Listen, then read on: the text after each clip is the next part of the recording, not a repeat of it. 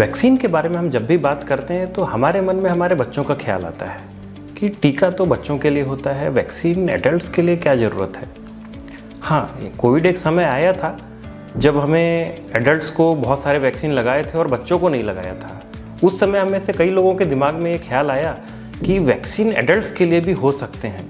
लेकिन क्या आपको मालूम है कि बहुत सारी ऐसी बीमारियां हैं जिनकी वैक्सीन एक्चुअली एडल्ट्स के लिए उपलब्ध है और उन बीमारियों को वैक्सीन के माध्यम से रोका भी जा सकता है। तो चलिए आज इसी बारे में बात करते हैं। नमस्कार, मैं हूं डॉक्टर प्रशांत कुमार सिंह। आपका स्वागत करता हूं इस वीडियो में कंप्लीट गैस्ट्रो केयर की टीम की तरफ से। तो एडल्ट वैक्सीनेशन, ये हमारा आज का टॉपिक है और इसके ऊपर हम विस्तार से चर्चा करते हैं कि आखिर कौन कौन सी बीमारियां हैं जहां पे हम एडल्ट वैक्सीन का इस्तेमाल कर सकते हैं, उनका डोज क्या हो सकता है, कितनी ज़रूरत है, कितना प्रोटेक्शन वो हमें प्रोवाइड करती हैं और उससे रिलेटेड कुछ मिथ्स। तो सबसे पहले बात करते हैं कि वैक्सीन आखिर ज़रूरी क्यों है या इससे हमें फ़ायदा क्या होता है। आमतौर पे हमारा मानना ये होता है कि वैक्सीन लगाने से वो बीमारी हमें होगी ही नहीं। जी, बहुत हद तक ये बात सही है और कई बीमारियों के लिए सही है, लेकिन इसके और कुछ फ़ायदे भी होते हैं। जैसे कि हर वैक्सीन के लिए ज़रूरी नहीं कि वो बीमारी को होने से ही रोक दे। कुछ वैक्सीन ऐसे भी होते हैं जो बीमारी की जो सीवियरिटी होती है उसको कम कर देती है। तो अगर वो बीमारी आपको होगी भी तो बहुत उसके माइल्ड फॉर्म में होगी। दूसरी, कुछ वैक्सीन ऐसी होती हैं जो हाई रिस्क इंडिविजुअल्स में दी जाती है। अभी हाई रिस्क क्या हुआ, अब कुछ बीमारियां हैं जैसे हेपेटाइटिस बी, वो अगर परिवार में किसी एक आदमी के हो जाती है और उससे क्लोज कांटेक्ट किसी दूसरे का है तो वो जो दूसरा आदमी है वो उसके लिए हाई रिस्क हो जाता है। अब ऐसे किसी दूसरे आदमी को अगर हम टारगेटेड फॉर्म में पहचान के और उसको वो वैक्सीन देते हैं तो ये हो गया हाई रिस्क ग्रुप्स या हाई रिस्क इंडिविजुअल्स को वैक्सीनेट करना। तीसरा, जो वैक्सीन्स होती हैं ये हर्ड इम्यूनिटी भी प्रोवाइड करती हैं। जैसा हमने कोविड के समय देखा था कि वहाँ पे एक्चुअली वैक्सीन किसी एक सिंगल पर्सन को तो बहुत ज़्यादा प्रोटेक्शन नहीं देती थी, लेकिन अगर वो पूरे एक ग्रुप ऑफ पीपल में दिया जाए तो वायरस का ट्रांसमिशन उस ग्रुप ऑफ लोगों में बहुत कम हो जाता है और जो थोड़े बहुत छूट भी जाते हैं उन तक भी वो वायरस पहुँच नहीं पाता आसानी से। तो ये हर्ड इम्यूनिटी को बढ़ाने के काम भी आता है। इसके अलावा कुछ फोकस्ड ग्रुप्स होते हैं। अब वो फोकस्ड ग्रुप जैसे हेल्थ केयर प्रोफेशनल्स, जैसे जिनका ब्लड के साथ कांटेक्ट या टिश्यू के साथ कांटेक्ट बहुत ज़्यादा होता है, उन केसेस में कुछ वैक्सीन ज़रूरी होती हैं। अगर आप किसी पर्टिकुलर एरिया में ट्रैवल कर रहे हैं जहाँ कोई डिजीज़ एंडेमिक है, जैसे अफ्रीका में जा रहे हैं, वहाँ की डिजीज़ कुछ अलग टाइप की होंगी, तो वो आपको इंडिया में नहीं मिलेगी, यहाँ पे आपको उसका वैक्सीन लेने का फ़ायदा नहीं है। लेकिन अगर आप वहाँ ट्रैवल कर रहे हैं तो मैंडेटरी हो सकता है कि वहाँ पे जाने से पहले आपको कुछ वैक्सीन लेनी पड़े। इसके अलावा जो एनिमल हैंडलर्स होते हैं या वाइल्ड लाइफ के क्लोज कांटेक्ट में जो लोग काम करते हैं, उन लोगों के लिए रेबीज़ वैक्सीन लेना ये ज़रूरी माना जाता है। तो अब हम बात करते हैं एक एक वैक्सीन के बारे में, यानी एक एक बीमारी के थ्रू। सबसे पहले हम बात करते हैं हेपेटाइटिस ए के बारे में। हेपेटाइटिस ए एक वायरल डिजीज़ होती है और ये एक एक्यूट जॉन्डिस के फॉर्म में प्रेजेंट करती है। आमतौर पे अगर हमने बचपन में कभी देखा होगा कि पीलिया हो गया है और फिर कुछ दिनों बाद वो ठीक हो जाता है, वो यूजुअली हेपेटाइटिस ए होता है और ऐसा माना जाता है ये यंग एडल्ट्स में सबसे कॉमन कॉज ऑफ जॉन्डिस है, खासतौर पर डेवलपिंग वर्ल्ड में। तो अगर हम इसका वैक्सीनेशन यूज़ करते हैं तो हम इस बीमारी से बच सकते हैं। अभी तक हम ऐसा क्यों नहीं करते आए हैं, क्योंकि जब ये देखा गया था कि India as a developing country, हमारे देश में ये 10 साल से पहले इसका एक्सपोजर हो जाता था इस वायरस के लिए। और जब ये 10 साल से छोटे बच्चों में होता है तो यूजुअली कोई साइन सिम्टम्स कुछ खास आते नहीं हैं और बॉडी बहुत जल्दी से रिकवर कर जाती है। लेकिन समय के साथ में ये देखा गया कि अब जैसे जैसे हमारा level of standard of living बढ़ रहा है, धीरे धीरे ये ज़्यादा एज ग्रुप में आ रही है, जैसे कि 18, 20 और 30s में भी देखने को मिल रहा है हमें हेपेटाइटिस ए। और इस समय ये कई बार बहुत खतरनाक भी होता है और इससे डेथ्स भी होती हैं। तो इसलिए अब ये ज़रूरी हो गया है कि हम हेपेटाइटिस ए के अगेंस्ट भी वैक्सीन लें। हेपेटाइटिस ए का वैक्सीन जो होता है ये 2 डोज में लिया जाता है। एक पहला डोज जो है वो फर्स्ट डे जब भी आप डॉक्टर के पास जाते हैं आप लगवा सकते हैं, और दूसरा डोज 6 महीने से लेकर 18 महीने के बीच में कभी भी आप लगा सकते हैं। ये 2 डोज लगने के बाद इस बीमारी के लाइफ लॉन्ग न होने की संभावना लगभग 95% होती है, यानी एक तरीके से आप इस बीमारी से प्रोटेक्टेड हो जाते हैं। दूसरे नंबर पे हम बात करते हैं हेपेटाइटिस बी के बारे में। अब ये हेपेटाइटिस बी कई तरीके से प्रेजेंट करती है, एक्यूट हेपेटाइटिस, क्रॉनिक हेपेटाइटिस और कई बार तो ये life threatening acute hepatitis with hepatic failure के फॉर्म में भी प्रेजेंट कर सकती है। तो इस बीमारी से बचने का सबसे अच्छा उपाय होता है इसके लिए वैक्सीनेशन। क्योंकि इसका ट्रीटमेंट बहुत लॉन्ग होता है और कई बार हमें जो मनचाहा रिजल्ट है वो मिलता भी नहीं है। इसलिए बेस्ट वे कि आप प्रिवेंशन के ऊपर ध्यान दीजिए। आज की डेट में गवर्नमेंट ऑफ इंडिया बच्चों में ये वैक्सीन शुरू से ही लगा देती है, जन्म के समय में ही, जो कि 0, 1 और 6 मंथ्स पे 3 डोज लगाए जाते हैं। इसके बाद ही पूरा प्रोटेक्शन मिलता है। लेकिन जो लोग लगभग आज से 8-10 साल उसके पहले पैदा हुए हैं, उनके लिए बहुत इंपॉर्टेंट है, क्योंकि उन्हें शायद ये वैक्सीन नहीं लगी होगी। और अगर आप भी उनमें हैं तो इसके बारे में आपको थोड़ा सा पहचानना चाहिए, कि पता करना चाहिए कि क्या आपको ये वैक्सीन पहले लगी है, और अगर नहीं लगी है तो अभी तुरंत जाएं और इस वैक्सीन का डोज चालू करें। पहला डोज तुरंत लगेगा, दूसरा डोज 1 महीने के बाद और तीसरा डोज 6 महीने के बाद। 3 डोज पूरा करने के बाद में बीमारी होने की संभावना अगेन ओनली 5% रह जाती है कॉन्टैक्ट होने के बाद भी। हेल्थ केयर वर्कर्स के लिए तो ये बहुत ही इंपॉर्टेंट है। अगर आप किसी भी हॉस्पिटल में काम करते हैं, क्लिनिक्स में काम करते हैं, तो वहाँ पे ये मैंडेटरी रूप से लगाया जाता है बिफोर आप ज्वाइन करें। नेक्स्ट हम बात करते हैं बहुत कॉमन टाइफाइड वैक्सीन के बारे में।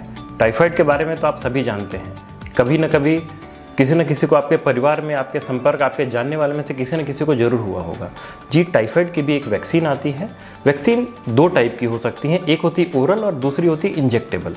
जो ओरल वैक्सीन होती है, इसका कोर्स होता है, इसके कैप्सूल्स आते हैं, 1 दिन छोड़ के 1 दिन करके इसे 4 बार खाना होता है, यानी टोटल 4 कैप्सूल।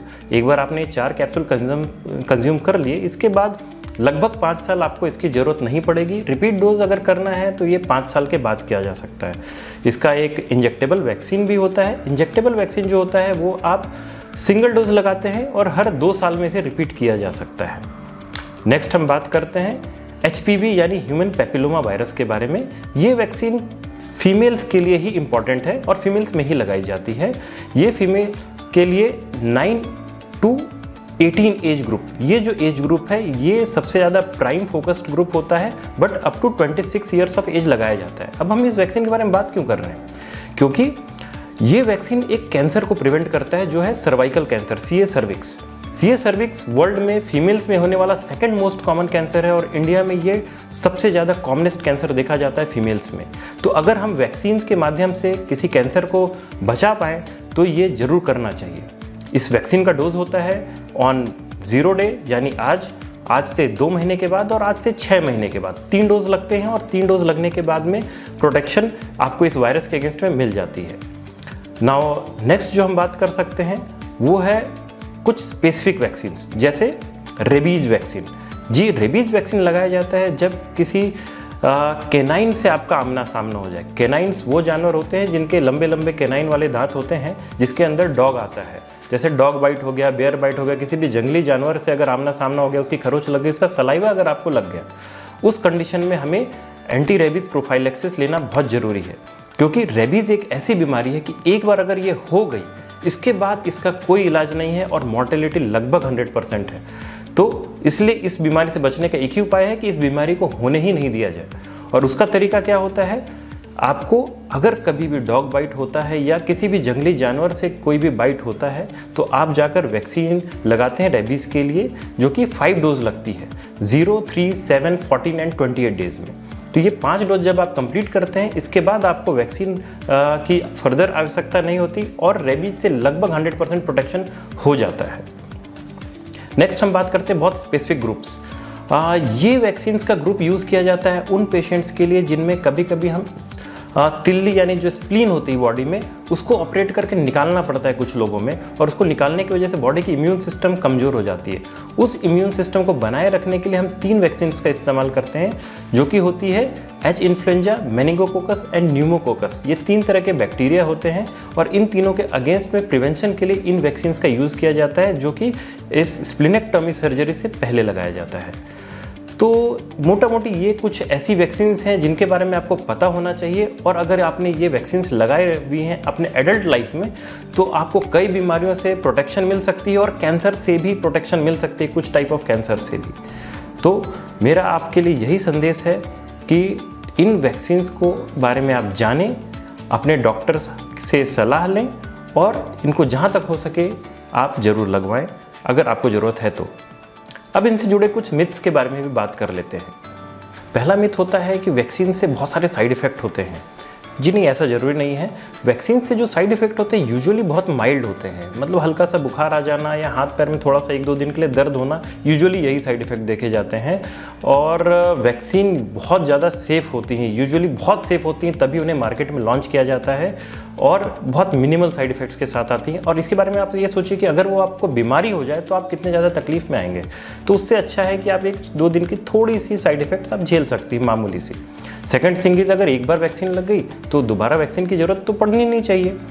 ऐसा हमेशा सही नहीं है। कुछ केसेस में हमें बूस्टर डोज की ज़रूरत होती है। धीरे धीरे समय के साथ बॉडी जो मेमोरी बनाता है वायरस और बैक्टीरिया के अगेंस्ट, वो धीरे धीरे फेड हो जाती है। तो कई बार कुछ वैक्सीन के लिए हमें बूस्टर डोज की भी ज़रूरत पड़ती है, तो उनके बारे में आपको पता होना चाहिए। तीसरी चीज़ होती है कि प्रेगनेंसी या फिर बूढ़े लोगों में वैक्सीन नहीं देनी चाहिए। प्रेगनेंसी के समय में टिटनस टॉक्सॉइड ये वैक्सीन बहुत ज़रूरी मानी जाती है और इसे दिया भी जाता है। तो हर वैक्सीन ऐसे ज़रूरी नहीं कि प्रेगनेंसी में नहीं दी जा सकती, कुछ वैक्सीन अलाउड होती हैं। Same goes for old people, उनमें भी कुछ वैक्सीन जो होती हैं वो सेफ़ होती हैं। चौथी चीज़ कि अगर हम ऑलरेडी स्वस्थ हैं तो ये वैक्सीन का पचड़ा क्यों पालना। तो आप स्वस्थ हैं इसीलिए आपको वैक्सीन चाहिए, ताकि आप स्वस्थ बने रहें और किसी बीमारी के शिकार ना हो जाएं। इसलिए वैक्सीनेशन के बारे में अवेयरनेस बहुत इंपॉर्टेंट है। खास तौर पे एडल्ट वैक्सीनेशन एक ऐसा फील्ड है जो कि हमेशा से नेग्लेक्टेड रहा है और इसके बारे में हमें अवेयरनेस क्रिएट करना चाहिए, ताकि ज़्यादा से ज़्यादा लोग इस बीमारी से बच सकें और एक हर्ड इम्यूनिटी क्रिएट कर सकें इन बीमारियों के अगेंस्ट में। तो मेरा आपसे आज यही गुजारिश है कि आप भी अपने वैक्सीन्स के बारे में जानें, आपको कौन सी वैक्सीन लग चुकी है और कौन सी लग सकती है इसके बारे में जानें और उसके ऊपर ज़रूर कोशिश करें कि आपको भी बीमारियों से बचाव हो सके इन वैक्सीन के द्वारा। तो इसी के साथ ये वीडियो समाप्त करते हैं। अगर आपको ये वीडियो पसंद आया हो तो इस वीडियो को लाइक और हमारे चैनल को सब्सक्राइब जरूर करें। धन्यवाद।